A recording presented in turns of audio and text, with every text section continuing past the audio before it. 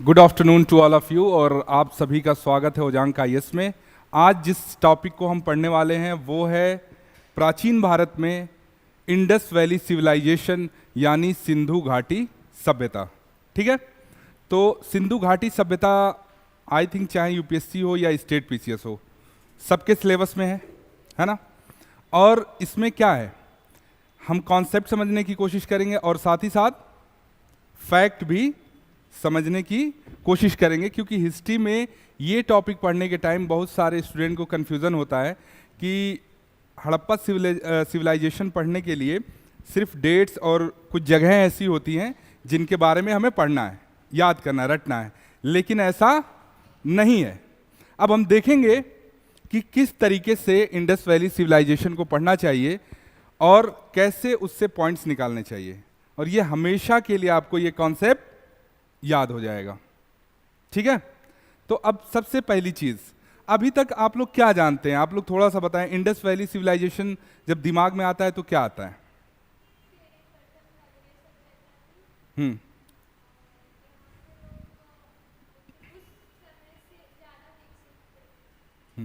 आप बताइए। नहीं पता है, ठीक है। अच्छा, कुछ नाम है, जैसे पहला शब्द एक आता है सभ्यता, यानी इंग्लिश में इसको कहते हैं सिविलाइजेशन। क्या कहते हैं? सभ्यता को इंग्लिश में क्या कहते हैं? सिविलाइजेशन। तो जब कोई भी चीज हम पढ़ते हैं तो सबसे पहले क्या हमें पता होना चाहिए? उस शब्द का अर्थ, उस वर्ड की मीनिंग पता होनी चाहिए। तो सिविलाइजेशन क्या है, किसको सिविलाइजेशन कहा जाए? चलो मैं बताता हूँ, ठीक है ना, बहुत सिंपल वे में समझाऊंगा, क्योंकि हम ज्योग्राफी नहीं हिस्ट्री पढ़ रहे हैं, बट कहीं ना कहीं कुछ चीज़ें इंटरलिंक होती हैं जो हमें समझना होता है। सभ्यता, तुम्हें पता है जब स्टोन एज पढ़ते हो, स्टोन एज यानी पाषाण काल, क्या हिंदी में उसको कहा जाता है? पाषाण काल, और इंग्लिश में क्या कहता है? Stone age. ठीक ना। तो उस टाइम पे जब हमारी पृथ्वी बनी थी, बिग बैंग थ्योरी जानते होगे तुम लोग ज्योग्राफी में, उससे बहुत सारे स्टार निकले, उसी में पृथ्वी भी निकली, सूर्य का एक टुकड़ा है पृथ्वी। तो जब पृथ्वी बनी थी और यहाँ जीवों की उत्पत्ति हुई, उन जीवों में से मानव भी था, तो ह्यूमन पहले कहाँ रहता था? जब वो आया दुनिया में, फॉरेस्ट में रहता था, जंगलों में। ये स्टोन एज की बात कर रहा हूँ, पाषाण काल में। और वो बिहेव भी जानवरों जैसे करता था, शिकार करता था, ठीक है। उसका कोई अपना घर नहीं होता था, वो पेड़ की छाया में रह लेता था, गुफाओं में रहता था। कोई उनकी सोसाइटी नहीं थी, कोई रूल नहीं था, कोई किसी के साथ कहीं घूम रहा है, ठीक है ना। कपड़े पहनने के ढंग नहीं थे, पहले तो नंगे ही घूमते थे। धीरे धीरे उन्होंने घास फूस और पेड़ पत्तों से क्या किया? शरीर को ढका।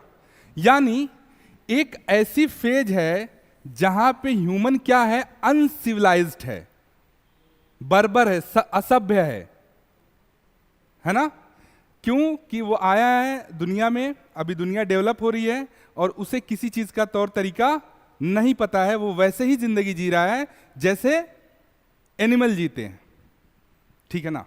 लेकिन जब हम सभ्यता का नाम लेंगे तो तुमने बहुत सारी सभ्यताएं सुनी होंगी, जैसे एक इजिप्ट की सभ्यता है। इजिप्ट यानी मिस्र जिसको कहते हैं, है ना। ये कहाँ है? इजिप्ट नॉर्थ अफ्रीका में। कहाँ है? यानी उत्तरी अफ्रीका में, जब मैप पे देखोगे तो, ठीक है। इसी तरह इराक में एक सभ्यता थी जिसको कहते हैं मेसोपोटामिया।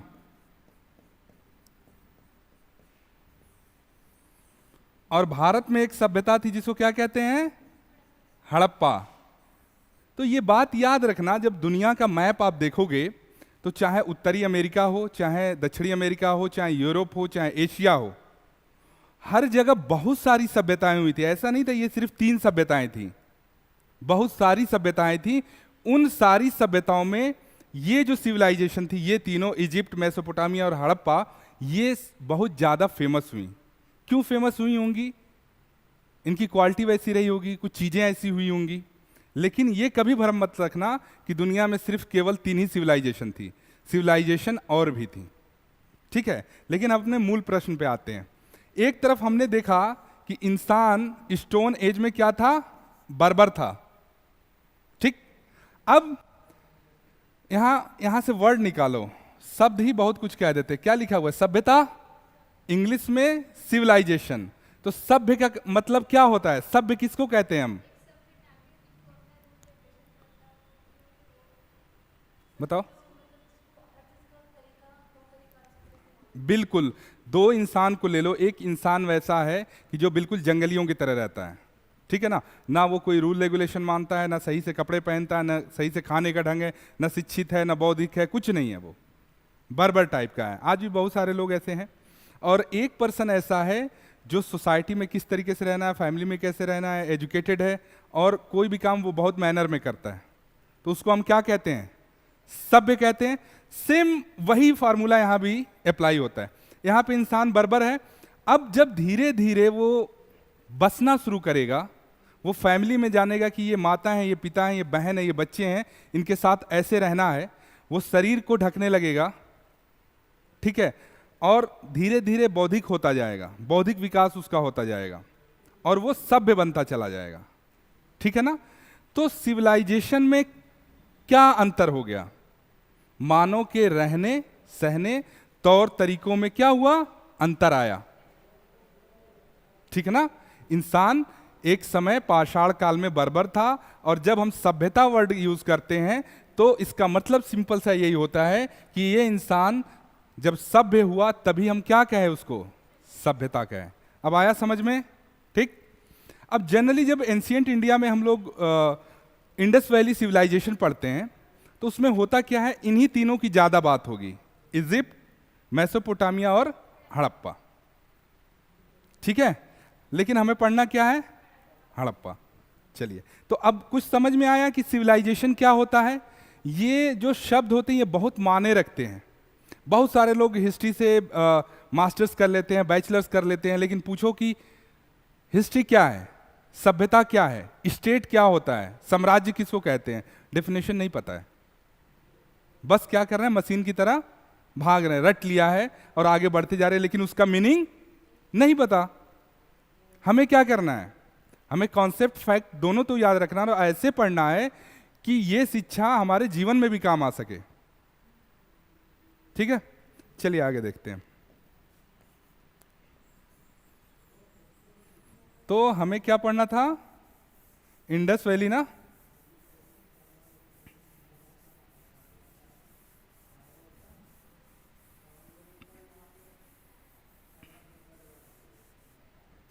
ठीक है। सिंधु घाटी सभ्यता हमने जान लिया कि सभ्यता क्या होती है, ठीक है। अब एक चीज और देखोगे, ये कॉन्सेप्ट है यहां पे डिस्कस कर दे रहा हूं कि जितनी भी आप सभ्यता या सिविलाइजेशन देखोगे दुनिया में,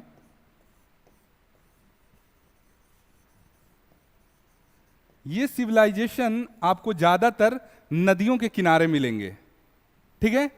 चाहे इंडिया में जो थी वो सिंधु नदी के किनारे है, आप जब देखोगे जो इजिप्ट में थी वहाँ नील नदी के किनारे है वो सिविलाइजेशन। आप जब इराक में मेसोपोटामिया देखोगे तो वहाँ दजला फ्रात रिवर है। इसका रीज़न आप लोग बता सकते हैं क्या? एनसीईआरटी यही सब तो सोचवाती है ना कि सोचो क्यों ऐसा हुआ होगा और सोचना। हम्म हम्म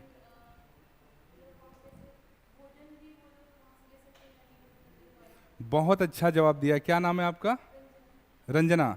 रंजना ने बहुत अच्छा जवाब दिया। देखिए उस टाइम पीरियड में जब इंसान स्टोन एज से जस्ट निकल के आ रहा था बाहर, तो उसको क्या जरूरत थी, उसके लाइफ में क्या था? पशुपालन था, हाँ, कृषि थी और बाकी अपना जीवन जीना था। तो उसके लिए किस चीज की जरूरत थी? जल की। जल आज भी तो उतना ही महत्व रहता है ना, जल के बिना जीवन है नहीं है। तो इन लोगों को आसानी ये होती थी कि रिवर के किनारे रहने से इनको पानी उपलब्ध होता था। उस पानी से इनका एग्रीकल्चर, जो इनके पशु थे, मवेशी थे, उनको पानी देने में, चारा देने में, और भी घर की तमाम जरूरतों के लिए क्या होता था, पानी का वो इस्तेमाल कर लेते थे। और आपको पता है कि जो रिवर होती हैं, रिवर अपने साथ क्या करती हैं? जलोढ़ मृदा लाती हैं। क्या करती हैं? जिससे क्या होगा, इसके आसपास का जो एरिया होता है वो उपजाऊ हो जाता है। तो उससे क्या होगा, एग्रीकल्चर प्रोडक्शन बढ़ जाएगा, खेती अच्छी होगी, उससे संपन्नता आएगी, है ना। देखो कितना लंबा कॉन्सेप्ट है। इसीलिए दुनिया में जितने भी पहले के राज्य, साम्राज्य, सिविलाइजेशन आप देखोगे, वो आप लोग को कहां मिलेंगे? नदियों के किनारे मिलेंगे। क्लियर? चलिए अब आगे बढ़ते हैं।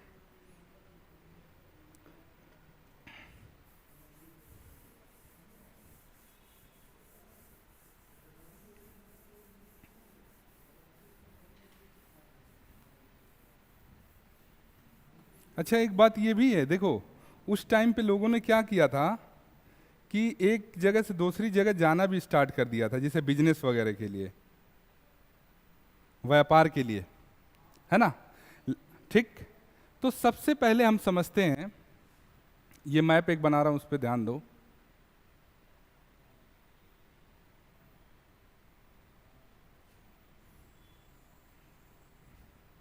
ठीक है। ये है इंडिया का जम्मू कश्मीर,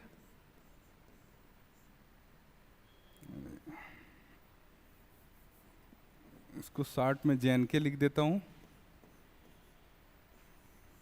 ठीक है। ये यहां पे है बलूचिस्तान, उसमें आ रहा है ना क्लियर? हाँ, बलूचिस्तान ये एक स्टेट है। कहाँ है आज के डेट में? ये पाकिस्तान में है। JNK के पास यहाँ है पंजाब। अब पंजाब का दो पार्ट हो गया है, एक इधर भी है, इंडिया में भी है पंजाब बंटवारे के बाद। ठीक है। यहाँ है आपका इंडिया में गुजरात। अब इसमें जगह नहीं है तो थोड़ा ऊपर करके लिख दे रहा हूँ ना, अब इसके नीचे जगह नहीं है तो इसको थोड़ा ऊपर लिख दे रहा हूँ। मान लो ये आपका हो गया गुजरात, और ये हो गया आपका महाराष्ट्र, और यहां हो गया मेरठ यूपी।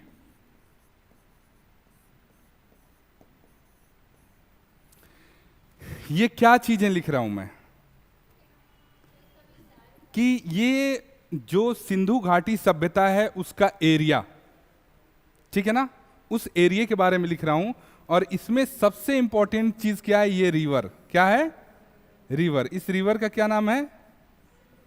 सिंधु। और ये सिंधु रिवर कहां से निकलती है? ज्योग्राफी कुछ तो पढ़ा होगा ना, ऑरिजिन ऑफ रिवर, कहां से नदियां निकलती हैं, उसकी सहायक नदियां कौन सी होती हैं, कहां से निकलती है? ये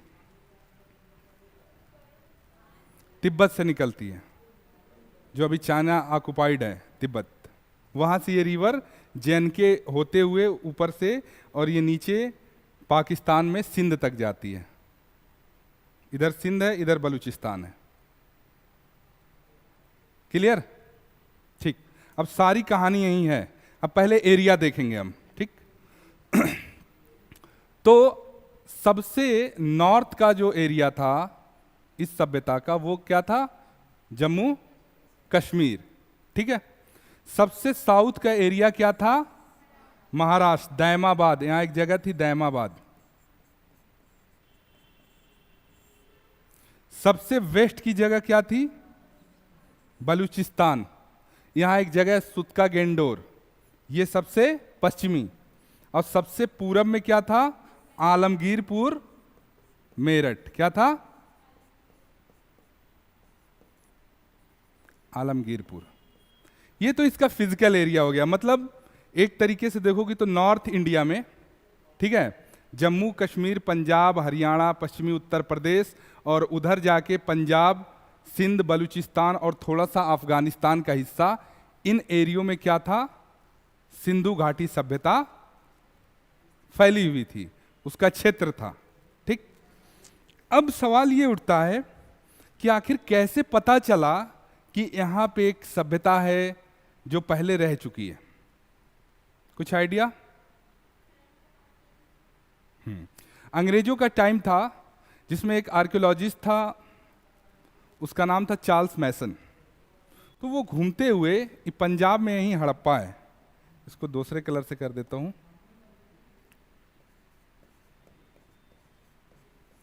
जब हड़प्पा के एरिया में जाता है तो वो क्या देखता है कि कुछ लोग इस जगह से ईंटें उखाड़ उखाड़ के घर पे लेके भाग रहे हैं।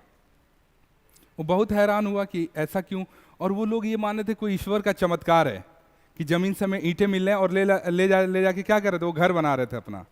अब उनको कोई पता नहीं, आम आदमी को क्या पता है कि इसके अंदर सभ्यता है और ऐसे रिसर्च करना, आज भी ऐसा ही होगा।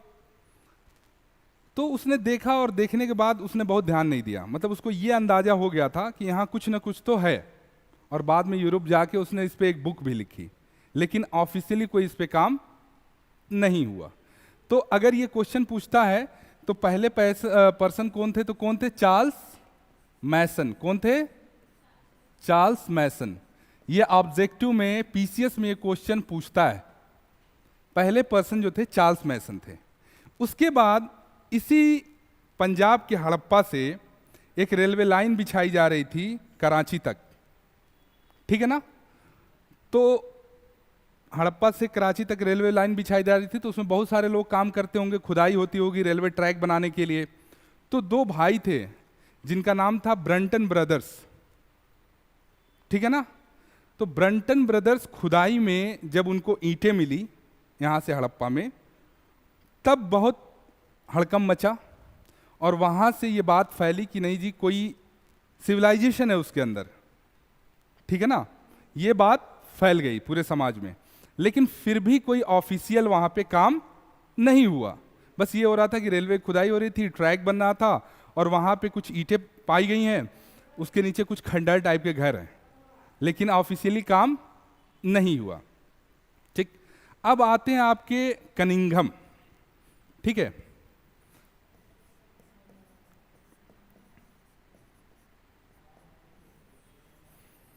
कनिंघम के टाइम में ऑफिशियली इस जगह की खुदाई होती है। वो महानिदेशक थे किस विभाग के, पुरातत्व विभाग के। किसके, पुरातत्व विभाग के, ठीक है ना। तो ये क्वेश्चन पूछता है कि पुरातत्व विभाग का जनक कौन था। तो अगर पुरातत्व विभाग का जनक पूछेगा तो उसमें आप नाम देंगे कनिंघम, ऑब्जेक्टिव क्वेश्चन आते हैं। और अगर ये पूछे कि पुरातत्व विभाग की स्थापना किसने की थी, तो वो किया था लॉर्ड कर्जन ने। किसने किया था, लॉर्ड कर्जन ने स्थापना की थी आर्कियोलॉजिकल डिपार्टमेंट की। और अगर कहा जाए कि फाउंडर कौन था, ठीक है, पुरातत्व विभाग का, तो वो कौन रहेगा, कनिंघम। इनिशियली स्टार्ट हो गया था आर्कियोलॉजिकल डिपार्टमेंट, लेकिन अच्छे तरीके से इस्टेब्लिशमेंट हुआ किसके टाइम में, कर्जन के टाइम पीरियड में, ठीक है। तो कनिंघम के टाइम में क्या हुआ, एक थे दयाराम साहनी, और ये महानिदेशक थे कनिंघम, और इन्हीं के अंडर में दयाराम साहनी और राखल दास बैनर्जी ने इस जगह पे काम किया। विधिवत खुदाई हुई, चीजें निकली। क्या निकली होंगी चीजें, बताओ, कुछ आइडिया लगाओ।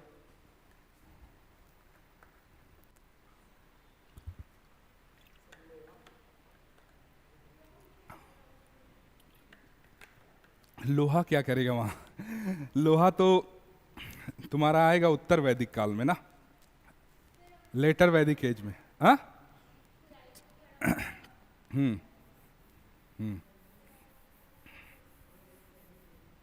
चलो, ये चार्ल्स मैसन, ब्रंटन ब्रदर, कनिंघम, ये समझ गए। इन तीनों से क्वेश्चन पूछा जाएगा, ठीक है। चलो,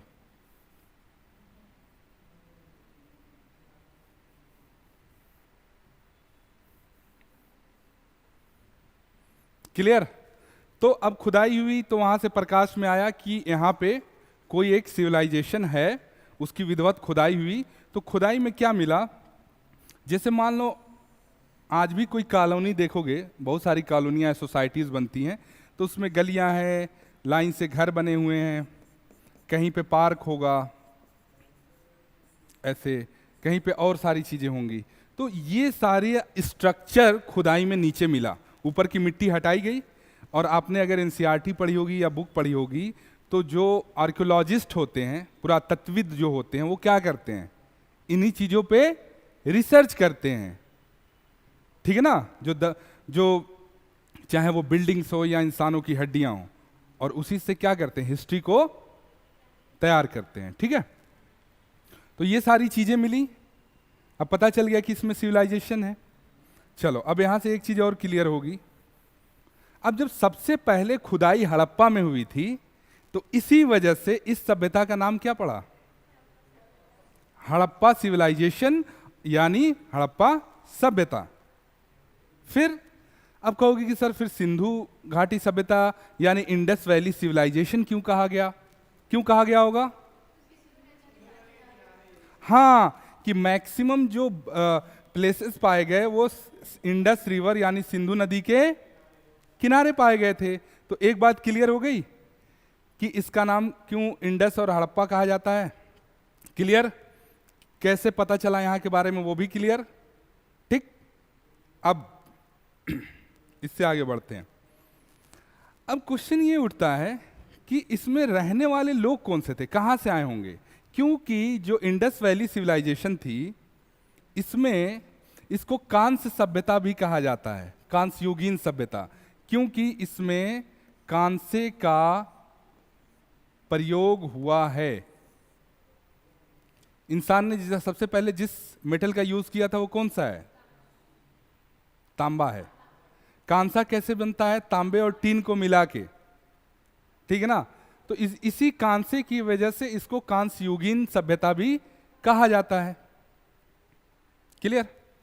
अब चलो, अब ये कांसा हो गया। अब आता है इसमें कि जो लोग रहते थे, जो पीपल थे, वो कौन थे जो इसमें पाए गए?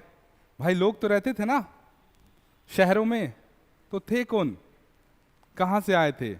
क्या वो इंडिया के थे या इंडिया से बाहर के थे, क्या थे? बिल्कुल, इसमें बहुत सारे हिस्टोरियन ने कॉन्सेप्ट दिए हुए हैं। कोई ये मानता है कि इसमें जो रहने वाले लोग थे इसके दोनों तरफ, यानी सिंधु घाटी सभ्यता में, वो यहीं के लोकल थे। राजस्थान में एक सभ्यता थी जिसका नाम है सोथी कल्चर, तो माना जाता है उसी से डेवलप हुआ ये। कुछ लोगों को मानना है कि नहीं जी, ये जो थे ये सेंट्रल एशिया से आए थे। बहुत सारे लोग मानते हैं कि नहीं, ये आए थे यूरोप से। ठीक है ना। यानी हड़प्पा सभ्यता, इंडस वैली सिविलाइजेशन में कौन लोग थे, इसको लेके जो हिस्टोरियन हैं उनमें बहुत कंफ्यूजन है। ठीक, लेकिन जब आपने अगर ज्योग्राफी पढ़ी है, थोड़ी सी भी ज्योग्राफी की समझ है, तो आप एक आइडिया लगा सकते हो कि ये लोग कौन थे। देखो, जब आपने देखा होगा, ये वर्ल्ड का नक्शा है, ये अफ्रीका है, यहां इंडिया था ही नहीं एक दौर में। प्लेट टेक्टोनिक्स का कॉन्सेप्ट पढ़ा है आपने? मिट्टी क्या है, पानी पे तैर रही है, जिसको हम महाद्वीप कहते हैं, अलग अलग टुकड़ों में। तो यहां से अफ्रीका से एक टुकड़ा निकल के आके यहाँ यूरेशियन प्लेट में सटता है, जिसका बाद में नाम पड़ता है इंडिया। तो अफ्रीका में कैसे लोग रहते हैं? निग्रो। ठीक है, और वहां से कोई प्लेट इधर आ रही है तो कौन हो जाएंगे वो लोग? निग्रो से ही रिलेटेड कोई लोग होंगे, निग्रेटो, ब्लैक पीपल। ठीक, तो यहां कौन रहेगा पहले? ब्लैक पीपल ही तो रहेंगे ना। आर्यन कैसे थे? ठीक है, ये काकेशियन थे, और काकेशियन कहां पाए जाते हैं? इस प्लेट पे तो नहीं थे उस टाइम, इंडियन प्लेट पे। इट मींस कि मैक्सिमम जो लोगों ने, हिस्टोरियन ने सपोर्ट किया है, उन्होंने माना है कि जो पूर्वी यूरोप है, जो कैस्पियन सागर, यूराल पर्वत का इलाका है, ठीक है, मध्य एशिया से ऊपर का, वहीं से माना जाता है कि आर्य लोग आए थे। और आर्यों की सोसाइटी कैसी थी? वो कबीलाई समाज के थे। किस समाज के थे? कबीलाई समाज के। ठीक है ना। लेकिन इस पे अभी और बहुत सारी रिसर्च किया जाना बाकी है, उसमें हम नहीं पढ़ेंगे। ठीक है, कहीं कहीं बुक्स में आता है मेडिटेरियन सी से आए थे, भूमध्य सागर से। तो ज़्यादातर जो ऑब्जेक्टिव में सही होता है क्वेश्चन, वो इसी पे होता है कि भूमध्य सागर से आए थे। भूमध्य सागर आप लोग देख रहे हैं मैप में, कहाँ है? कहाँ है? टर्की के पास है, टर्की के नीचे। हाँ ठीक है, तो ये क्लियर हो गया कौन लोग थे इसमें। चलिए अब आगे बढ़ते हैं, है ना।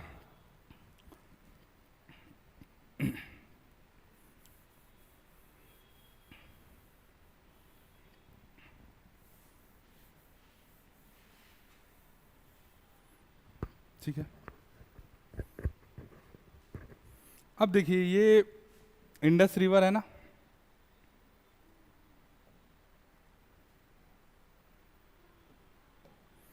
अब यहाँ पे क्या है, मोहनजोदड़ो। क्या है, मोहनजोदड़ो। यहाँ पे क्या है, इस रिवर के इस साइड में चनहुदड़ो।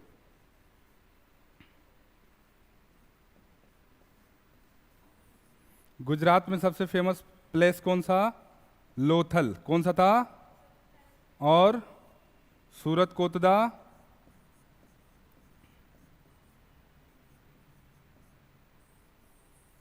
ठीक है। उसके अलावा इंडिया वाले पंजाब में बात करेंगे तो यहाँ पे कौन सी जगह थी, रोपड़। कौन सी जगह, रोपड़। राजस्थान में आप जाएंगे तो सबसे फेमस स्थान था कालीबंगा। कौन सा था, कालीबंगा, ठीक है। हरियाणा में बनवाली। कौन सा था, बनवाली। ये कहाँ है, इंडिया के हरियाणा में। और इधर है आलमगीरपुर, मेरठ, यूपी, ठीक है। तो अगर हम देखें तो सबसे नॉर्थ में कौन सा इलाका है, जम्मू एंड कश्मीर, हाँ। और यहां पे कौन सा एरिया था, मांडा। कौन सा प्लेस था, मांडा,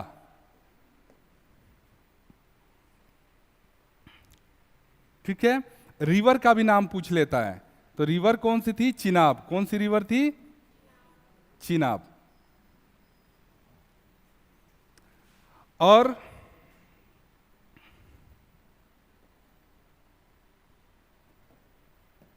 सबसे पूरब में कौन था, ईस्ट में, ईस्ट में था आलमगीरपुर। ये प्लेस का नाम है। कौन सा था, आलमगीरपुर। रिवर कौन सी थी, हिंडन। आज ये गाजियाबाद में है, छोटी सी एक रिवर है, हिंडन रिवर, ठीक है। पश्चिम में क्या था, बलूचिस्तान। और यहां बलूचिस्तान में एक जगह थी सुतका गेंडोर,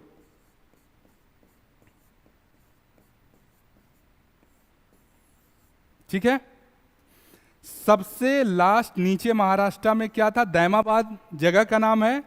और नदी कौन सी थी, गोदावरी। फिर यहां कुछ कॉमन दिख रहा है, कॉमन ये दिख रहा है कि हर जगह क्या है, एक नदी जरूर है। यहां भी एक रिवर थी, उसका नाम था दास, ठीक है, दस्त, सॉरी। यहां पे जो रिवर थी बलूचिस्तान में, जहां सितका गेंडोर है, वहां पे दस्त रिवर थी।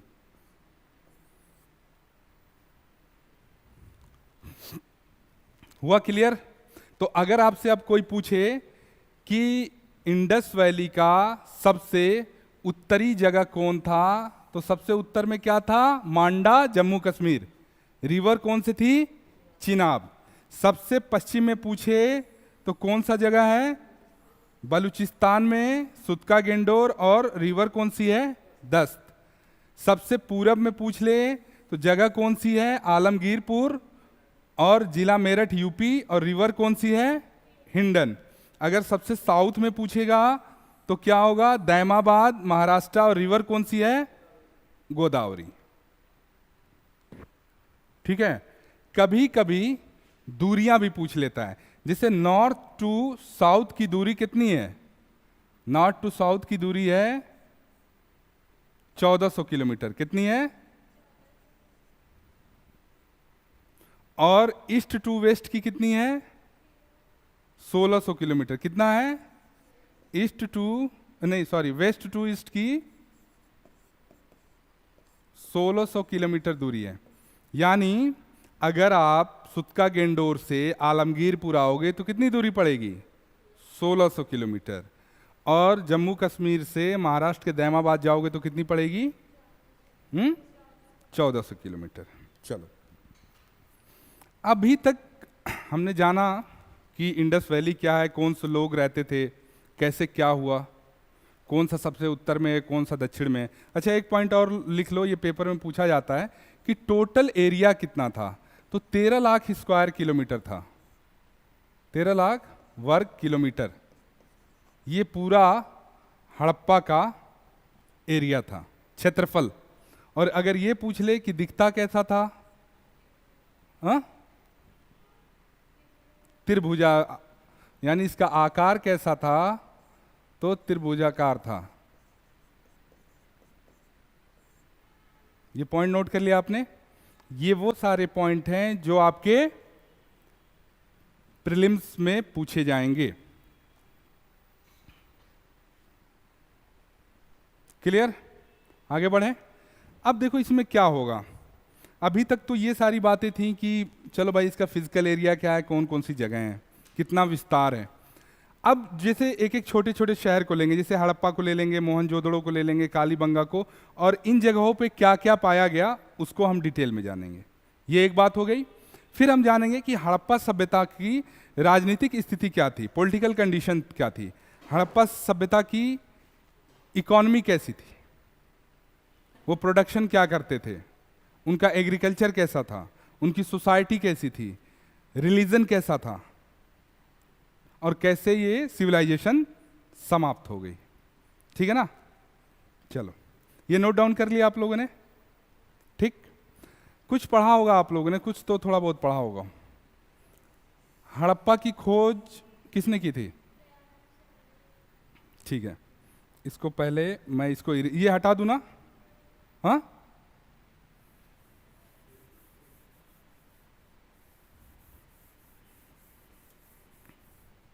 चलो अब हड़प्पा से देखते हैं क्या क्या क्वेश्चन आते हैं।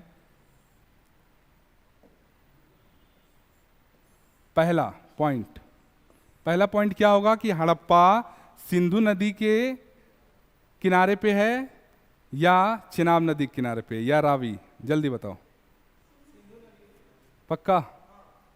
सोच लो। रावी नदी के किस किनारे? रावी नदी किस किनारे पे, दाएं या बाएं? ठीक है, अब यहाँ पे वाइट में कर देते हैं, जगह थोड़ा सा कम है। ठीक है, अब ये रावी नदी है, इसके कैसे है, बाएं तट पे है। क्या है? हड़प्पा रावी नदी के बाएं तट पे है। ठीक है ना? ठीक, तो यहाँ क्वेश्चन पूछा जा सकता है कि हड़प्पा किस नदी के किनारे, और दाएं बाएं दोनों, लेफ्ट राइट भी पूछ देता है। तो बिल्कुल इसको दिमाग में बसा लेना कि हड़प्पा जो है वो रावी नदी के किधर है? बाएं। अच्छा, एक बात और याद है, ज्योग्राफी तुम लोगों का कमजोर है मुझे लगता है। ये दिख रहा है ना मैप में, ये मान लो सिंधु नदी है। सिंधु की कितनी सहायक नदियां इधर से लेफ्ट से? 5।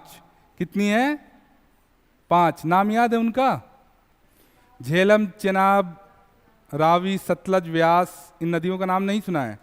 देखो, इसीलिए हिस्ट्री पढ़ने के टाइम अगर जिस बच्चे की मैपिंग क्लियर है, ज्योग्राफी अच्छी है, तो बहुत सारी चीजें उसको समझने में आसानी हो जाएगी। क्योंकि बार बार पहाड़, नदी, इनका जिक्र आएगा। सिंधु घाटी क्यों कहा जाता है? कि सिंधु रिवर है और दोनों तरफ जो पहाड़ियां, उसकी घाटी थी, वैली है, इसलिए सिंधु घाटी कहा गया, है ना?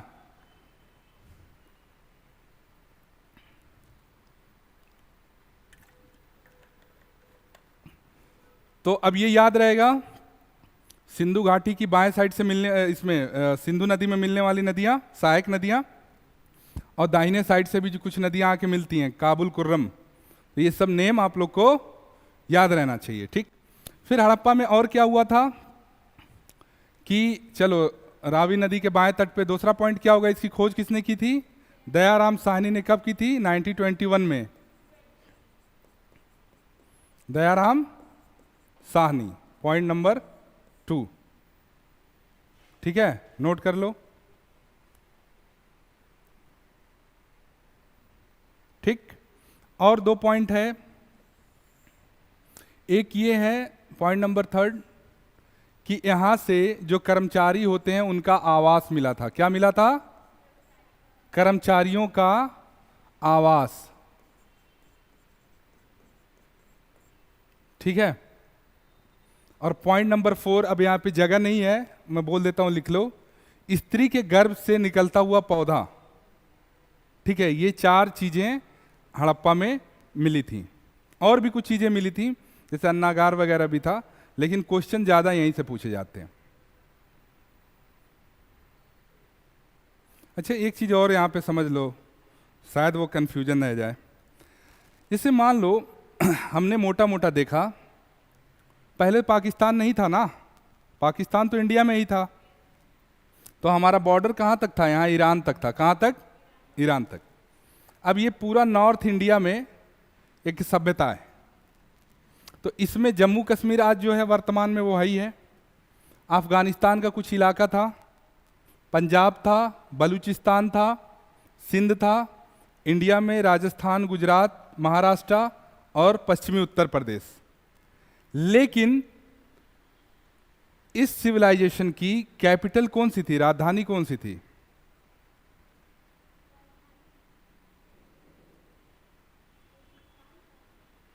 सिंधु घाटी सभ्यता की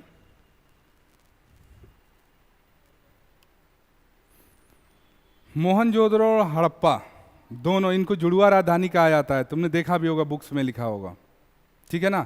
लेकिन अभी नए नए रिसर्च आते जा रहे हैं, ऐसा माना जा रहा है कि जैसे पंजाब हो गया ना, पंजाब स्टेट में हड़प्पा राजधानी हो गई, इस क्षेत्र में सिंध क्षेत्र में मोहनजोदड़ो, गुजरात के क्षेत्र में लोथल हो गया। यानी सभ्यता तो बड़ी सी थी, लेकिन वो छोटे छोटे स्टेट में बटी हुई थी और उन स्टेट की अपनी एक कैपिटल भी थी। क्लियर रहेगा? हाँ। और अगर ऐसा पूछ ले कि इंडस वैली सिविलाइजेशन की राजधानी, तो क्या होगा? हड़प्पा और मोहनजोदड़ो, ये दोनों जुड़वा राजधानियां थी। क्लियर? चलो, अब हम जानेंगे थोड़ा सा मोहनजोदड़ो के बारे में। मोहनजोदड़ो कहाँ है? सिंधु रिवर के, इंडस रिवर के दाहिने तट पे। कहाँ है? ठीक ना। ये सिंधु रिवर है, इंडस रिवर, और इधर से देखोगे तो क्या है? ये दाहिने साइड पे है। चलो, अब इसमें पॉइंट देखते हैं। मोहनजोदड़ो का अर्थ क्या होता है? मृतकों का टीला। आप लोग YouTube पे देखना, गूगल पे भी उसकी बहुत सारी फोटोज हैं, क्योंकि अभी प्रेजेंट में हम फिजिकली तो नहीं देख सकते जाके, पाकिस्तान में पड़ता है ये। ठीक, तो इस पे बहुत सारे वीडियोस बने हैं, आप लोग उसको देखोगे तो अच्छे से समझ पाओगे। वहाँ बहुत सारी ऐसी कब्रें मिली हैं जिसके अंदर बहुत सारी हड्डियाँ मिली हैं, कंकाल मिले हैं। ठीक है ना। तो जब उस समय रिसर्च हुई थी तो देखा गया, ठीक है, तो इसीलिए मोहनजोदड़ो का अर्थ क्या रखा गया? मृतकों का टीला। और गेस करिए यहाँ क्या पाया होगा? एक चीज तो क्लियर होगी ना कि सिंधु नदी के दाहिने साइड में है। ठीक, और इसकी खोज कब हुई थी? 1922 में। किसने किया था? राखल दास बैनर्जी ने। किसने?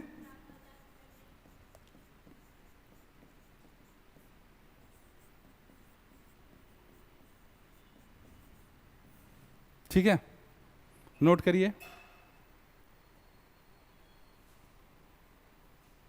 और गोडाउन जानते हैं ना, गोडाउन में क्या किया था? माल रखा जाता है।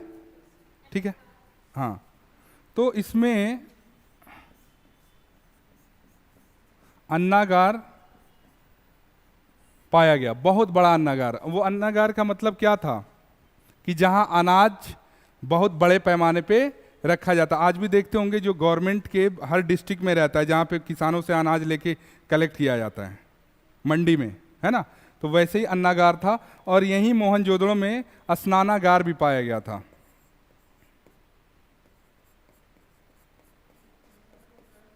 अब ये स्नानागार क्या होता है? बहुत बड़ा सा पॉन्ड, जैसे कुरुक्षेत्रा में है एक जगह पे, नहीं होता है, बहुत सारे शहरों में होता है। जैसे यूपी ईस्ट में मैंने देखा है कि एक फेस्टिवल मनाते हैं, और बिहार में छठ, छठ है ना। तो छठ में क्या होता है, एक बड़ा सा तालाब होता है और लोग उसके किनारे क्या करते हैं, रिचुअल्स करते हैं, पूजा पाठ जो भी करना हो।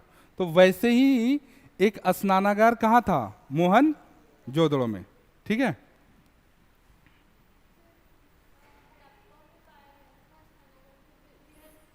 देखो चीजें तो हर जगह पाई गई थी, लेकिन जो सबसे बड़ा पाया गया था ना, वो आपका मोहन जोदड़ो में ही पाया गया था। हाँ, अन्नागार और स्नानागार दोनों, ठीक है ना। ये देखो, ये जो पॉइंट्स है ना, अब समझना, ये जो पॉइंट लिखवा रहा हूँ ये किसके हिसाब से इंपॉर्टेंट है, प्रीलिम्स के, लेकिन ये मेंस में भी हेल्प करेगा। और जहाँ जहाँ कॉन्सेप्ट समझने की जरूरत है, जैसे जब मैंने शुरुआत की तो हमने क्या किया था, समझा था कि सभ्यता क्या होती है, कैसे क्या हुआ। अब क्या कर रहे हैं, ये जो पॉइंट एक एक जगहों के बारे में हम नोट डाउन कर रहे हैं, ये हमारे प्रीलिम्स में ज़्यादा काम आएगा, इवन मेंस में भी आएगा, ऐसा नहीं कि सिर्फ प्रीलिम्स में ही आएगा, ठीक है। ये लेते हैं, अब चलो, और क्या पाया गया था मोहनजोदड़ो में, एक डांसिंग मूर्ति पाई गई थी, ठीक ना। एक नृत्य करती हुई महिला की मूर्ति मिली थी, कहां से, मोहनजोदड़ो से।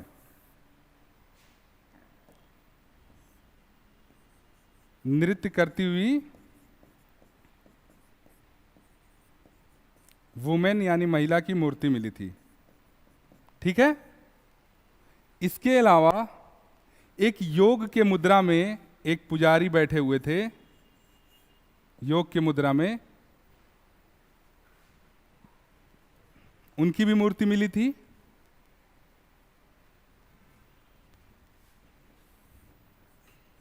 और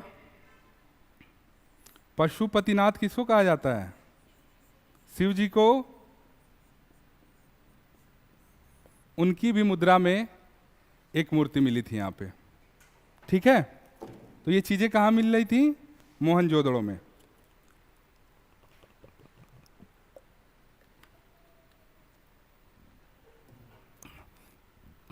इसी तरह क्वेश्चन पूछ लेता है, मान लो चनहूदड़ो से क्या मिला था, हम मेन मेन पॉइंट डिस्कस कर लेते हैं, ठीक है। मैं इसका पीडीएफ दे दूंगा, उसमें पॉइंट डिटेल लिखा हुआ रहेगा, क्योंकि समझना भी बहुत जरूरी है। चनहूदड़ो क्या है, इंडस रिवर के किस साइड में है, बाएं साइड में है ना। यहाँ क्या पाया गया था, कुछ याद है आप लोग को, 1934 में इसकी खोज हुई थी, किसकी, चनहूदड़ो की। किसने की थी, गोपाल मजमूदार जी ने की थी। और ये कहाँ है, सिंधु नदी के बाएं तट पे। यही एक ऐसा प्लेस है चनहूदड़ो कि जहाँ पे जो पश्चिमी टीला होता था वो दुर्गीकृत नहीं था। वो आगे अभी पढ़ाऊंगा, मकान जब बिल्डिंग्स वगैरह पढ़ेंगे तो समझ में आएगा। ये वही जगह थी चनहूदड़ो। यहाँ मन के बनाने का कारखाना मिला है, और एक मतलब पहले तो बहुत ज़्यादा इस पर क्वेश्चन आता था कि एक ईंट पे बिल्ली का पीछा करते हुए कुत्तों के पंजे का निशान मिला है, तो वो कहाँ से था, चनहूदड़ो। लोथल जो था ये बहुत बड़ा बंदरगाह था, यहाँ से वो ट्रेड करते थे, कहाँ, पश्चिम एशिया से, ठीक है ना। तो अब थोड़ा सा कॉन्सेप्ट में आते हैं, है ना। ये जो छोटी छोटी जगहें हैं, जैसे रोपड़ है तो रोपड़ में भी कुछ ना कुछ मिला, कालीबंगा में भी कुछ ना कुछ मिला। कालीबंगा में क्या मिला था चूड़ियाँ, और उसके अलावा जुता हुआ खेत का साक्ष्य मिला था। और ये सबसे मुझे लगता है गरीब इलाका था, क्योंकि यहाँ पे जो मकान बने हुए थे हड़प्पा में, हर जगह मकान कच्ची पक्की ईंटों के मिलते थे, यहाँ पे कच्ची ईंटों के मिले, ठीक है ना। चलो अब इसमें जो डिटेलिंग है वो हम करेंगे, बाकी अब कॉन्सेप्ट समझते हैं, ठीक।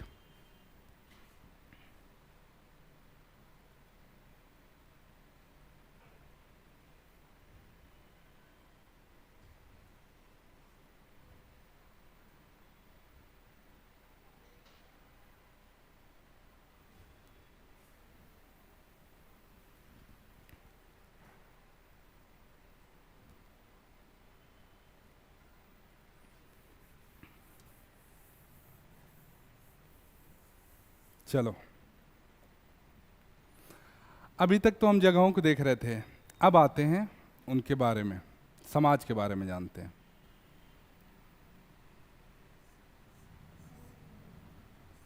सबसे पहले वहां की पॉलिटिकल कंडीशन जानते हैं कि क्या थी, ठीक है, मतलब राजनीतिक व्यवस्था क्या थी, कैसे शासन व्यवस्था चलती थी।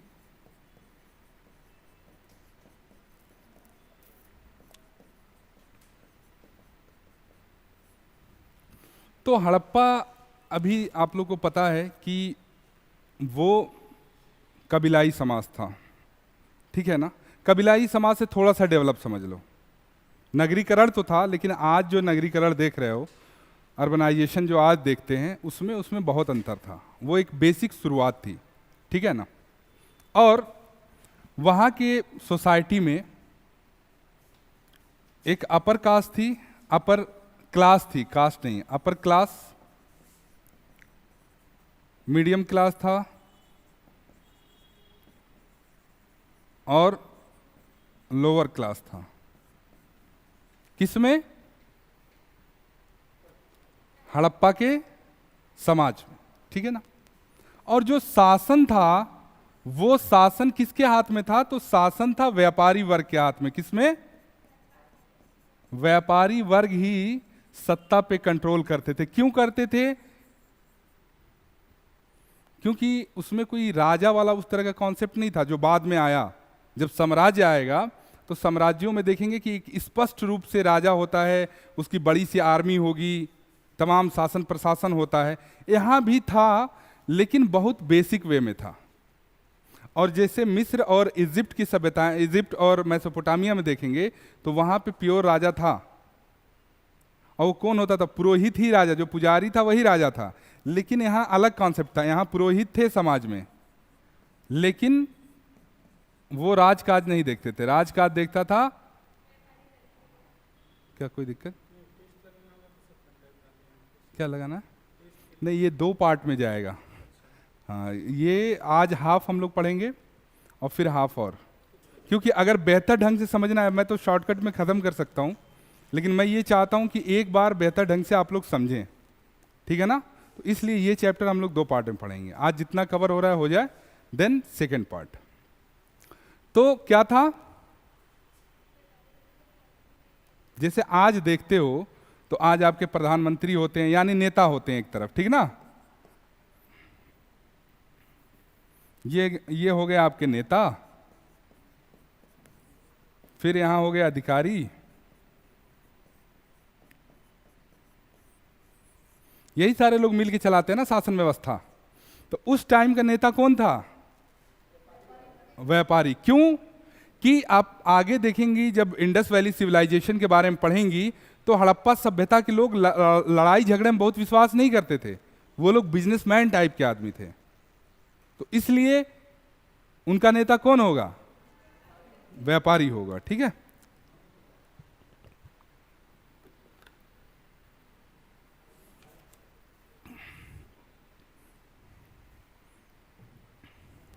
और एक चीज मैंने बताई थी कि अभी जो नई नई रिसर्च सामने आ रही है, चलो एक पॉइंट तो क्लियर हो गया कि लीड कौन कर रहा है? व्यापारी कर रहा है। मान लो ये एक पॉइंट हो गया, पॉइंट नंबर 1, ठीक है, क्लियर। अब मैंने ये बताया था, पॉइंट नंबर 2 पे आ रहा हूं कि ये पूरा हड़प्पा सभ्यता का एरिया हो गया। कितने एरिया में था वो? 13 लाख वर्ग किलोमीटर, ठीक, पूरा एरिया था। 13 लाख वर्ग किलोमीटर पूरा एरिया था। अब इसमें छोटे छोटे राज्य थे ना। और यहां जो भी व्यापारी वर्ग में ही जो भी इनका मुखिया चुना जाता था, वो जनता चुनती थी। कौन चुनती थी? वो राजा वाला हिसाब नहीं था कि हम सीधे आ गए, ऐसा नहीं था। उनका अपने तरीके से इलेक्शन होता था कि हमारा मुखिया कौन होगा। क्लियर? चलिए अब हम वहां के समाज और धर्म को देखेंगे, ठीक है।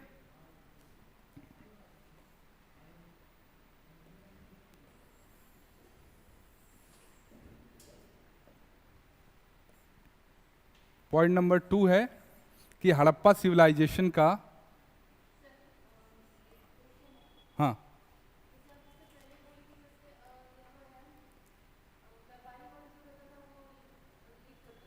हम्म। हम्म। वो व्यापारी ही वर्ग थे, वहाँ भी लीडर। हाँ। हाँ, एक अपना चुन लेते थे कि जो वहाँ का मुखिया रहेगा। जब आप देखोगे ना कि मानव सभ्यता जैसे से डेवलप हुई, सोचो जब जंगल में रहते थे तब उनका कोई मुखिया ही नहीं था, अपने अपने हिसाब से चलते थे। जब ग्रुपिंग होने लगी तो ग्रुपिंग में एक मुखिया आएगा, है ना। फिर ग्रुपिंग थोड़ी मेच्योर होती तो कबीला बनता है। कबीला, कबीला बनेगा तो उस कबीले में मुखिया का चुनाव कैसे होगा? आपस में जो लोग, ये होता था, हाथ उठवाए जाते थे। अगर 100 लोग हैं, जिसके फेवर में उठा दिया वो क्या हो गया? मुखिया बन गया। ये अभी भी कुछ कुछ ट्राइबल इलाके में है ऐसा, ठीक है ना। अब जब कबीलाई समाज से आगे हम बढ़े, ठीक है ना, जब धीरे धीरे सिस्टम डेवलप होने लगा, तब क्या हुआ? राजा चुने जाने लगे। राजा पहले चुने गए, लेकिन वो राजा आगे चल के उन्होंने जो उनका पद था वो आनुवंशिक बना दिया कि अब मैं मरूंगा तो मेरा ही लड़का राजा बनेगा, कोई नया बंदा उसमें आ नहीं सकता। ये बहुत बाद में होता है, अभी तो हम बेसिक, अभी तो बिल्कुल बेसिक पे बात कर रहे हैं ना। उस टाइम पे ऐसा नहीं था, ठीक है। तो अब बात करेंगे हम सोसाइटी की, यानी समाज। समाज, सोसाइटी एंड रिलीजन की, यानी धर्म की।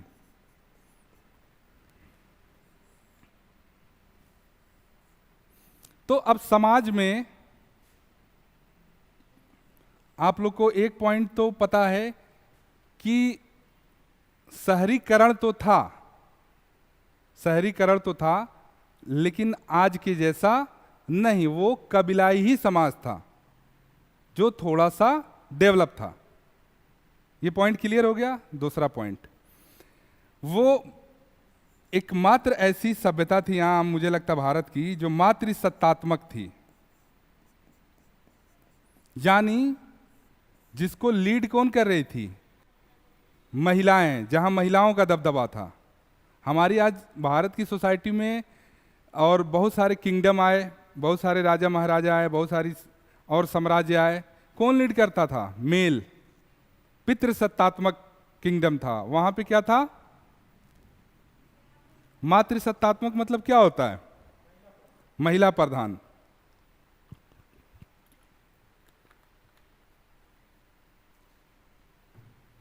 ठीक है, मातृसत्तात्मक। ये क्वेश्चन पूछ देगा कि हड़प्पा सिविलाइजेशन जो थी या हड़प्पा सभ्यता, वो पितृसत्तात्मक थी या मातृसत्तात्मक? तो क्या होगा? ठीक ना। फिर सोसाइटी कई पार्ट्स में बटी थी, मैंने बताया था। अपर क्लास था उसमें, जिसमें अधिकारी थे, पुरोहित था और बड़े वाले बिजनेसमैन थे, ठीक है ना। उसके बाद से मीडियम क्लास था, उसके बाद से लोअर क्लास था, ठीक है ना। और ये किस बेस पे बैठे हुए थे? अपने काम के बेस पे बैठे हुए थे, वर्क के बेस पे, ठीक है। थर्ड पॉइंट, अब ये लोग बहुत झगड़ालू किस्म के नहीं थे। जो इंडस वैली में रहने वाले लोग तो बहुत शांत प्रिय थे, लेकिन हथियार वगैरह रखते थे, अपनी सुरक्षा रखते थे कि हमें अगर जरूरत पड़ गई किसी से लड़ने की तो हम लड़ेंगे भी, ठीक है। अब इंटरटेन के लिए क्या करते थे ये लोग? मनोरंजन कैसे करते थे? तो मनोरंजन के लिए क्या करते थे? शिकार करते थे, हंटिंग करते थे। क्या करते थे? हंटिंग करते थे, शिकार करते थे। इसके अलावा डांस करते थे। ये पासे का खेल समझते हैं आप लोग? तो पासे का गेम भी ये लोग खेलते थे।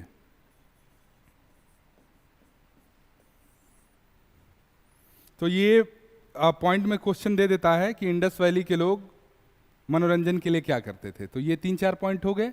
समाज कहता था मातृसत्तात्मक था, महिला डोमिनेटिंग। कास्ट मतलब आज जो जाति व्यवस्था, वैसी जाति व्यवस्था नहीं थी वहां। वहां पे काम के हिसाब से अपर लोअर मिडिल क्लास बना हुआ था। क्लियर? और ये लोग ज्वेलरी के बहुत शौकीन थे, आभूषण के। मतलब इनके समाज में मेल एंड फीमेल दोनों गहना पहनते हैं। आपने देखा होगा बहुत सारी मूवीज में, या ये जो छोटी छोटी सीरीज बनी है जिसमें जो इजिप्ट वगैरह के किंग होते हैं, उन्होंने बहुत सारा आभूषण पहनना होता है, सर पे भी, यहाँ भी, नाक में। तो ऐसे ही हमारे इंडस वैली सिविलाइजेशन में भी था कि मेल और फीमेल दोनों। और किस चीज़ के आभूषण पहनते थे? जानवरों की हड्डियाँ हो गई, सोना चांदी हो गया, और पत्थर के भी बनते थे सुंदर सुंदर मालाएं, मनके जिनको कहा जाता, मनका। ठीक है, इसीलिए आप देखेंगे कि बहुत सारे जगह पे मनका बनाने का कारखाना भी मिला है। बहुत सारे जगह पे लिपस्टिक मिला है, जो आपने कहा था, कंघा मिला है, हाथी के दांत का कंघा मिला है, लकड़ी का कंघा मिला है। ठीक है,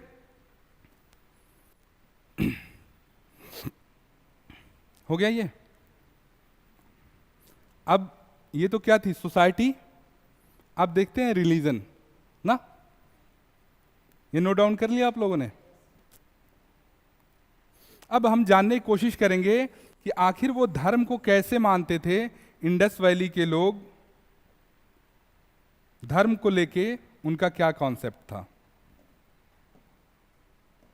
तो आइए अब देखते हैं इसमें धर्म, रिलीजन।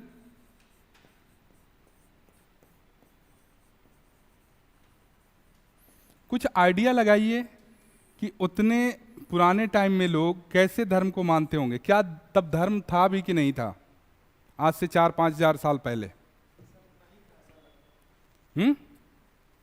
था कि नहीं था?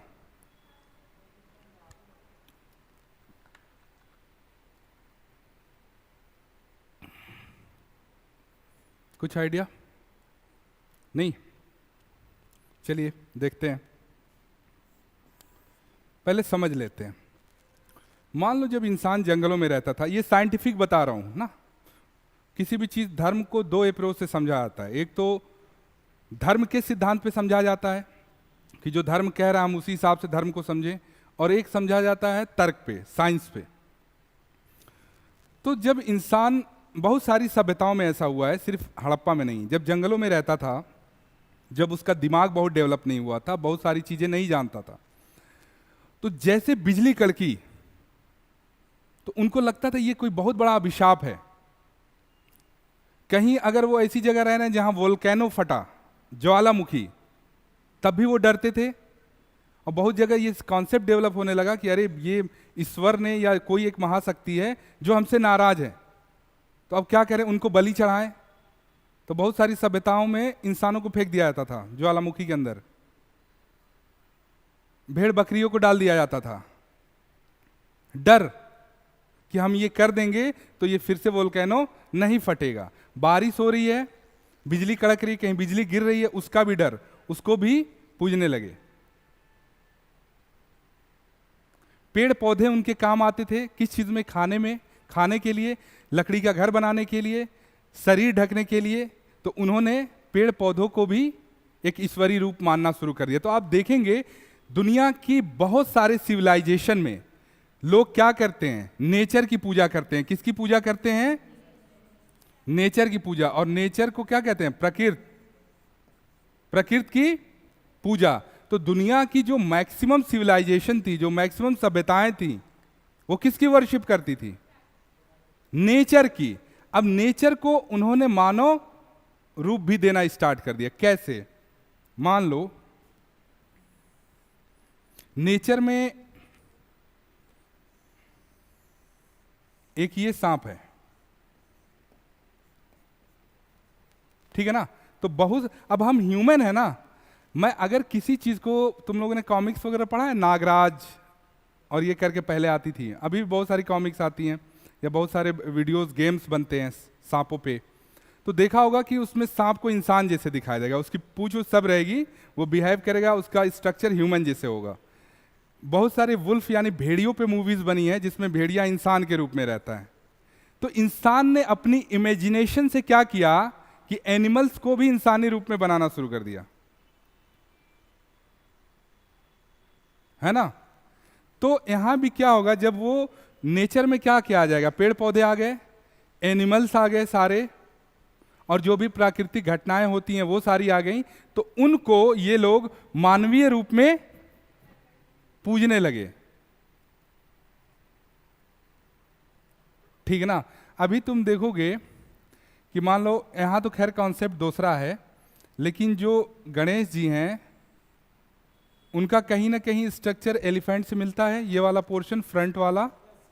हाँ, वहाँ कहानी अलग थी कि मतलब उनकी गर्दन कटी तो वहाँ पे फिक्स किया गया था, लेकिन अगर वैसे देखोगे आप जब एनालाइज करोगे तो किसी ना किसी एनिमल से मिलता है। हनुमान जी को देखोगे किससे मिलते हैं? वानर से, ठीक है ना। तो उस समय का जो इंसान प्रकृति की पूजा करता था, नेचर की पूजा करता था, तो नेचर को वो मानवीय रूप में पूजता था। जैसे मान लो मूर्तियां बनाई, ठीक है ना। देखो उन्होंने हड़प्पा में हमने देखा कि एक ऐसी मूर्ति बनाई थी जिसके गर्भ से पौधा निकल रहा है, ठीक है ना। तो ये क्या था? नेचर से बहुत इंटरकनेक्टेड थे, और ये जो भी उस टाइम पे इन्होंने चीजें बनाई या पूजना शुरू किया वो नेचर से रिलेटेड था, ठीक है ना। तो वो प्रकृति की पूजा करते थे। अब ऑब्जेक्टिव में बहुत सारे क्वेश्चन आ जाते हैं पूजा में, किस किस चीज की पूजा। तो सांप की पूजा होती थी, ठीक है ना, और बहुत सारे उनके अपने देवता रहे होंगे अलग अलग, पशुपति, शिवनाथ, ठीक है ना।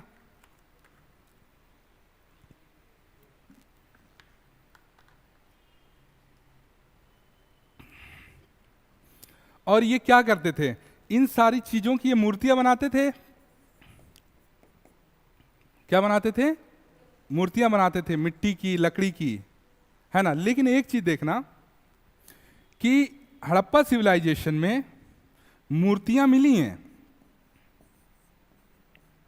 मूर्तियां मिली हैं, लेकिन मंदिर नहीं मिले। जब आप मैसोपोटामिया और इजिप्ट की सभ्यता देखेंगे वहां मंदिर भी मिले हुए हैं, लेकिन हड़प्पा सिविलाइजेशन में मंदिर नहीं मिले, मूर्तियां मिली हैं। तो बहुत बार कंफ्यूजन में हम लोग ऑब्जेक्टिव क्वेश्चन गलत कर आते हैं, क्योंकि हमें लगा कि अरे जब मूर्ति मिल रही तो मंदिर होगा ही, लेकिन मंदिर के एविडेंस नहीं मिले।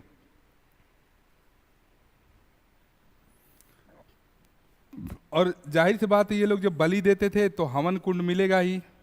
हवन कुंड आप लोग समझते हैं, आज भी हवन वाली प्रथा चलती है। हाँ, ठीक है, ये नोट कर लिया आप लोगों ने।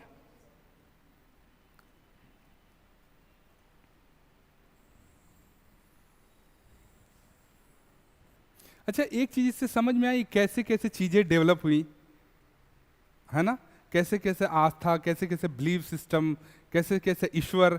आप अभी आगे जब चैप्टर पढ़ोगे तो उसमें देखोगे, देखो कितना इंसान नेचर से कितना इंस्पायर्ड है।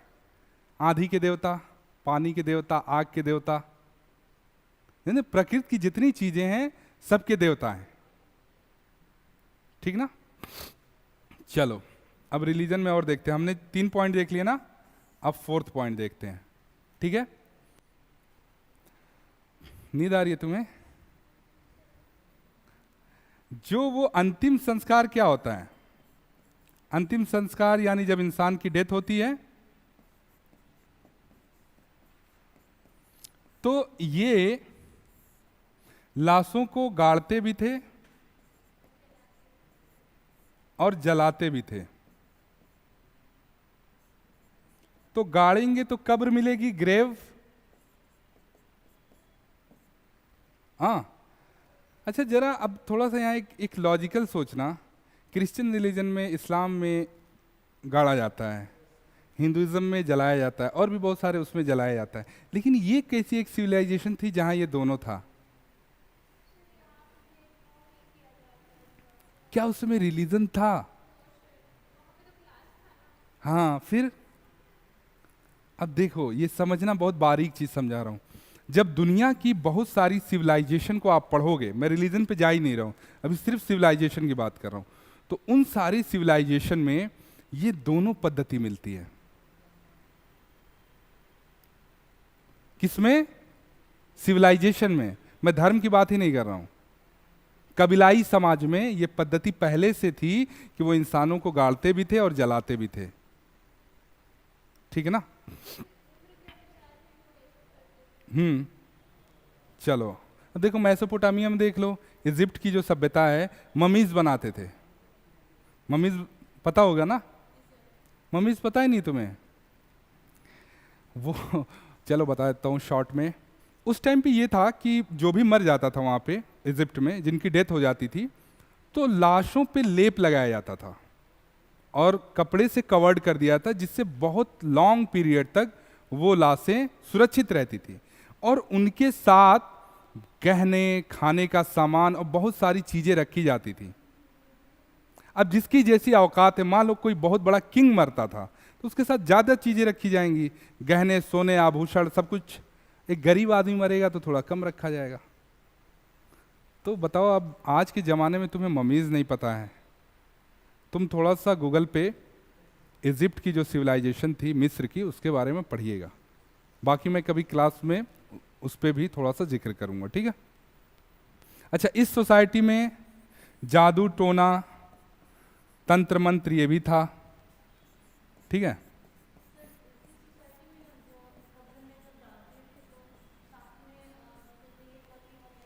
हाँ, सब कुछ डालते थे। उनका ये मानना था कि वो खाएंगे।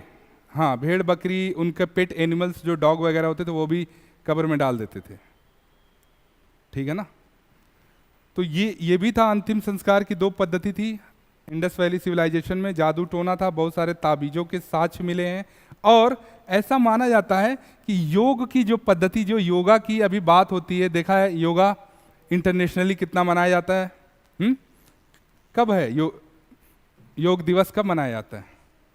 21 जून को।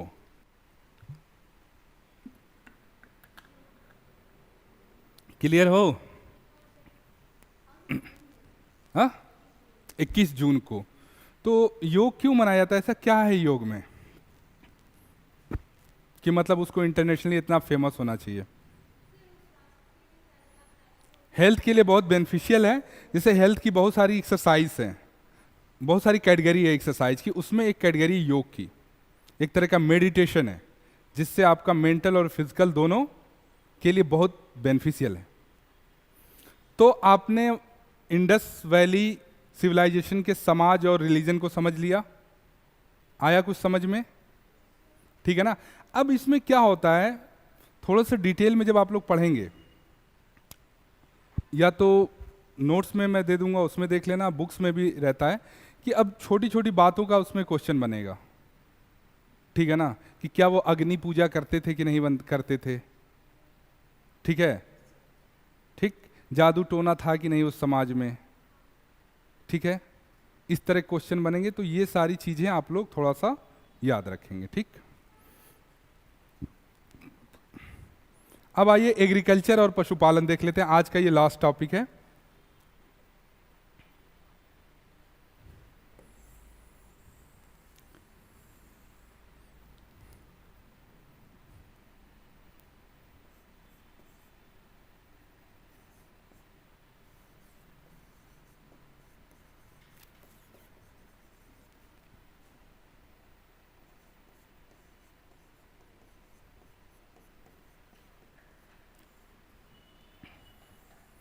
इसमें ज़्यादातर हम उन्हीं पॉइंट्स पे डिस्कस करेंगे जहाँ से क्वेश्चन आते हैं, ठीक है ना? तो एग्रीकल्चर की अगर हम बात करें तो उनको मेनली 9 टाइप्स की, 9 किस्म की फसलों का ज्ञान था, ठीक है? और वो फसलें कौन थी? गेहूं के 3 किस्म थे, जौ 2 किस्म का था, उनको कपास का नॉलेज था, कॉटन का, सरसों, राई, तिल, खरबूज, तरबूज, ये सारी चीज़ें। अब इसलिए पॉइंट लिख दे रहा हूं कि ये ऑब्जेक्टिव में क्वेश्चन पूछा जाता है। इतने टाइप की फसल का उनको क्या था? नॉलेज था।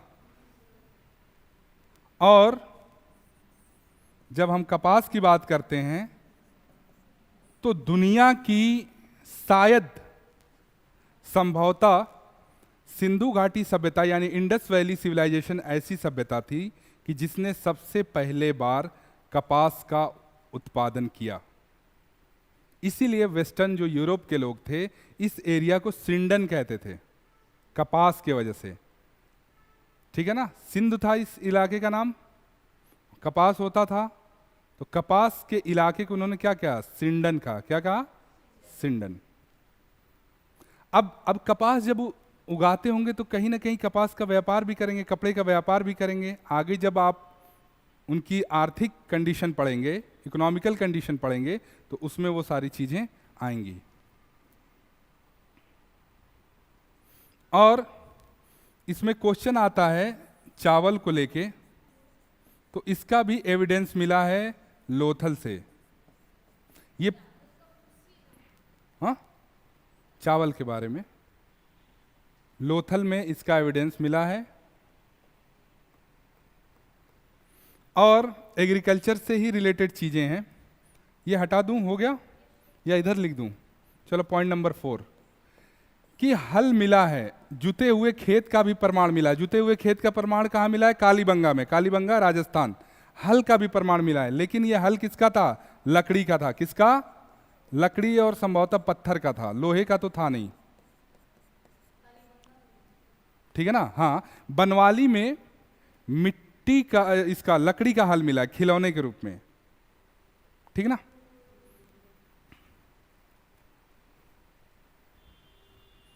और पॉइंट नंबर 5वां है कि भाई फसल काटते कैसे होंगे, फसल कैसे कट करते होंगे बताओ। कुछ तो ऐसा वेपन चाहिए ना, कुछ ऐसा औजार चाहिए जिससे फसल, आज किससे फसल कट होता है, मशीनों से कट होता है।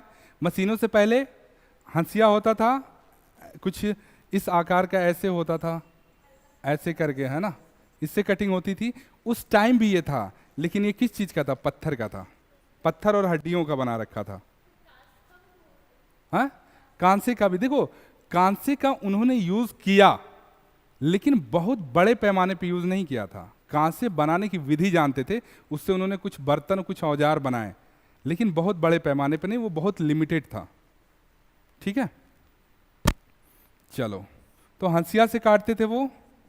ठीक है, अब बात आती है इरिगेशन यानी सिंचाई की। सिंचाई कैसे करते रहे होंगे, रिवर, उनके पास नदी थी, नदी से सिंचाई होती थी, प्लस कुआं होता था, कुआं से सिंचाई करते थे, और वर्षा का जल। इन चीजों से वो क्या करते थे, फसलों की सिंचाई करते थे। ठीक है। और आप देखोगे कि जो गांव के किसान होते थे, तो इनकी जो ये फसलें होती थी, इन फसलों को लेके वो शहर में जाते थे। उस समय चलता था बार्टर सिस्टम, यानी जिसको वस्तु विनिमय कहते हैं। गांव में देखा होगा, अभी भी कहीं कहीं ये परंपरा है कि जैसे लोग, किसी ने किसी को गेहूं दिया और उससे सब्जी ले ली, मतलब एक सामान हम दे रहे हैं, आप उसके बदले में हमको दूसरा सामान कुछ दे रहे हैं, उसी को बार्टर सिस्टम कहते हैं। जब दुनिया में, सोचो, दुनिया बनते ही सिक्का थोड़े आ गया, है ना, तो लोगों ने एक सिस्टम निकाला हुआ था कि कैसे लेन देन हो, और वो होते होते आज वर्चुअल तक पहुंच गए हम, है ना। तो उस टाइम पे क्या था, बार्टर सिस्टम था। ठीक है ना।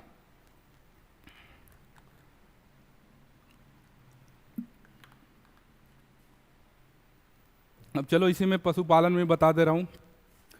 ये बहुत सारे एनिमल्स को पालते थे, लेकिन जो सबसे इनका फेवरेट एनिमल था वो था कुबड़ वाला सांड।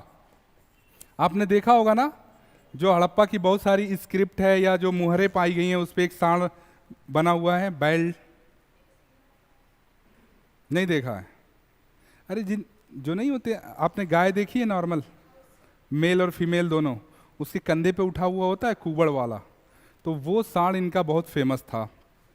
फिर घोड़े को लेके बात होती है। घोड़े के बहुत ज़्यादा एविडेंसेस नहीं मिलते हैं, कहीं कहीं इसकी अस्थियां मिली हुई हैं।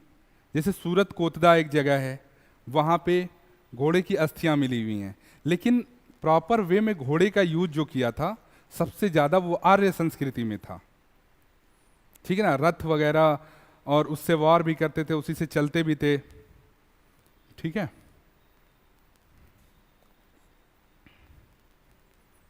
ऊंट का भी एविडेंस मिला है।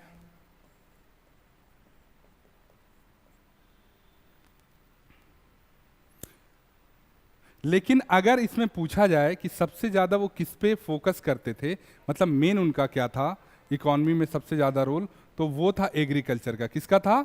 एग्रीकल्चर। और दूसरे पे था इनका पशुपालन। इसके अलावा भी तो बहुत कुछ प्रोडक्शन करते थे ना, वो आभूषण भी बनाते थे, ठीक है, और भी बहुत सारी चीज़ें थी जो विदेशों में वो निर्यात करते थे। तो वो बहुत अलग अलग जानवरों की हड्डियाँ थी, उनसे बहुत सारी चीज़ें मैंने बताया था कि वो बनाते थे, हैं। तो वो आगे हम देखेंगे क्राफ्ट में। और कॉटन उगाते थे, कपास, तो जाहिर सी बात है कपास का भी सामान बना के वो बेचेंगे, ठीक है। तो आज के लिए इतना ही रहने देते हैं, ठीक है। आप लोगों ने अच्छे से समझा कि नहीं समझा? थोड़ा सा हल्का सा 1 मिनट में रिवीजन करा दूं। हम क्या पढ़ रहे थे? हड़प्पा सिविलाइजेशन, है ना। तो हमने बताया था सबसे पहले कि क्या सिविलाइजेशन सिर्फ इंडिया में ही थी? पूरे दुनिया में सिविलाइजेशन थी। लेकिन पूरे दुनिया की सिविलाइजेशन में सिर्फ 3-4 सिविलाइजेशन ऐसी थी, 3-4 सभ्यताएं ऐसी थी जो बहुत फेमस हुई। उनमें एक हड़प्पा सभ्यता है, एक मेसोपोटामिया सभ्यता है, और एक क्या है? इजिप्ट की है। और सभ्यता क्यों कहा जाता है ये भी मैंने समझाया था, क्योंकि इंसान पहले बर्बर था, स्टोन एज में, पाषाण काल में वो जंगलों में रहता था। फिर धीरे धीरे जब वो सभ्य बना तो उसी सभ्य से क्या हुआ? सभ्यता आई। और सभ्य बनना मतलब ओवरऑल डेवलपमेंट, ठीक। उसके बाद हमने देखा क्या? हड़प्पा सिविलाइजेशन, इसका एरिया कितना है, कौन कौन सी जगह है, किस रिवर के किनारे क्या है क्या नहीं है, ठीक है। East to west, north to south, ये समझा हमने। अच्छा, उसके बाद क्या समझा? रिलीजन समझा। रिलीजन के अलावा सोसाइटी को समझा, एग्रीकल्चर को समझा, पशुपालन को समझा। अब नेक्स्ट चैप्टर में हम क्या पढ़ेंगे? नेक्स्ट में हम पढ़ेंगे कि उनका वो कैसे ट्रेड करते थे, उनकी टेक्नोलॉजी क्या थी, ठीक है, प्रोडक्शन क्या था, ठीक है। ट्रेड में भी 2 तरह का, इंटरनल ट्रेड, एक्सटर्नल ट्रेड, यानी आंतरिक व्यापार और बाह्य व्यापार। और इस सभ्यता का पतन कैसे हुआ, उनकी स्क्रिप्ट कैसी थी। हड़प्पा की स्क्रिप्ट आज तक पढ़ी ही नहीं जा पाई, इसलिए उसको आद ऐतिहासिक काल में रखा जाता है।